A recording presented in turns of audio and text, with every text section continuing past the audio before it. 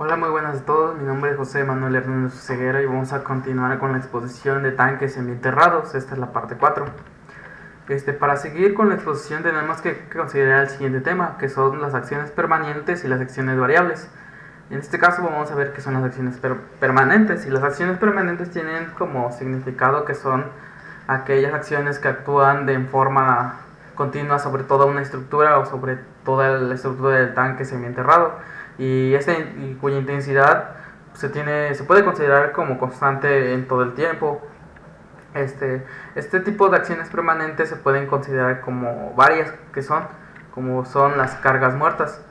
Las cargas muertas son todos los pesos de los elementos que componen toda una estructura, o en este caso el tanque, y corresponden al valor corresponden cada valor calculado con las dimensiones de cada uno de los elementos, que estas se tienen que establecer en los planos estructurales, y todas las densidades nominales de los materiales. Para los pesos volumétricos de los materiales que se utilicen para la construcción de este tipo de estructuras, estas se pueden encontrar en los reglamentos del lugar donde se planea hacer la construcción.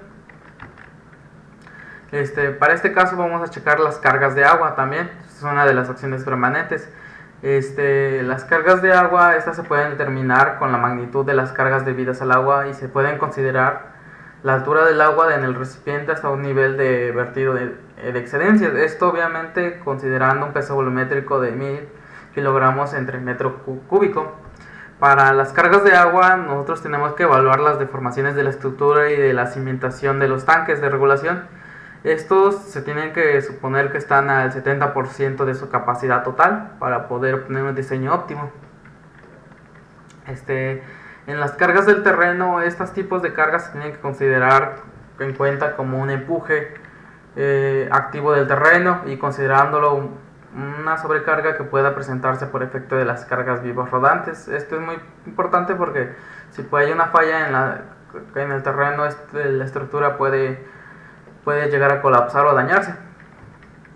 Las cargas por preesfuerzo, como todos sabemos, todos los elementos estructurales están sujetos a este tipo de cargas, y se debe que realizar el diseño estructural de cualquier tipo de obra con base a los materiales con los que se van a construir, así como el comportamiento de este mismo sistema.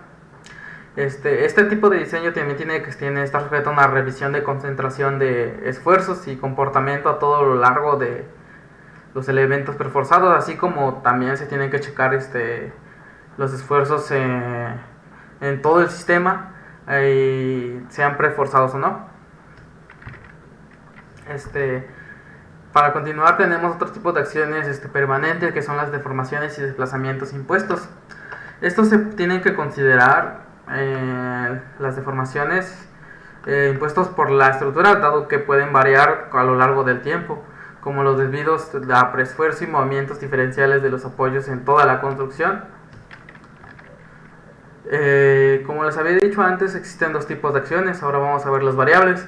Las variables son las que inciden en un lapso considerable, pero con una intensidad que varía de manera significativamente en el tiempo.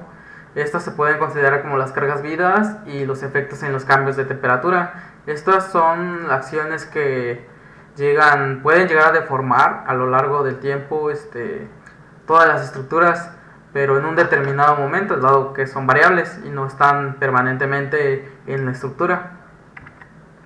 Para este caso tenemos que, por ejemplo, el primer punto, que son los efectos de la temperatura. Estos se tienen que evaluar de acuerdo a todos los reglamentos y condiciones que hay en el lugar, también como en los materiales que se lleguen a ocupar. Y por ejemplo tenemos que no tiene que haber una diferencia de temperatura no menor a los 20 grados, y se tienen que considerar los siguientes coeficientes de dilatación lineal. Estos son para el concreto, para la mampostería de piedra y para el acero. Esto va a depender del tipo de material que necesitemos o que usamos para la construcción del tanque semienterrado. Y estos son los coeficientes de dilatación por temperatura para cada uno de esos elementos. Igual, si se utiliza otro tipo de material, se tienen que hacer prácticas de laboratorio de ese material para poder determinar el coeficiente de dilatación lineal y que estén apegados a los reglamentos y condiciones del lugar. Otro tipo de acciones son acciones accidentales. Estas son las que no se deben al funcionamiento normal de toda la estructura, sino que pueden ser que se pueden alcanzar intensidades significativas durante lapsos breves, así como podemos ver los sismos o otro tipo de acciones. Por ejemplo, en este tipo de acciones variables, accidentales digo, se puede encontrar el viento. En este tipo de análisis y diseño para la estructura se tiene que considerar que especial importancia en este efecto importante. ¿Por qué?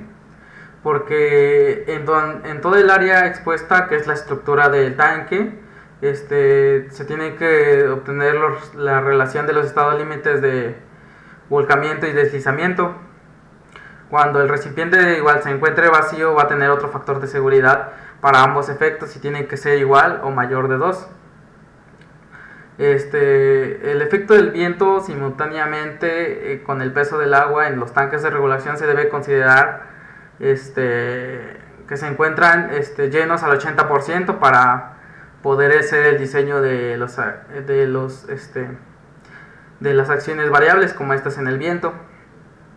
Y obviamente estos efectos se pueden evaluar tomando en cuenta las presiones y succiones estáticas o dinámicas que genere esta en toda la estructura. Como podemos ver en la imagen, podemos ver las diferentes partes del tanque y la dirección en que se mide el índice de viento y el muro sotavento. Para otro tipo de acciones accidentales que se pueden generar algún daño estructural del sismo y para el diseño son los sismos, dado que todo por lo regular aquí en México tenemos reglamentos locales que suministran toda la información para los sismos y coeficientes sísmicos para que la estructura no tenga falla por estos. Por ejemplo, en el sur de toda la República Mexicana se encuentran más este tipo de reglamentos para evitar daños en la estructura de los sismos. Y esto sería todo por parte de mi exposición. Después va a venir la parte 5. Espero que les haya gustado y muchas gracias por su atención.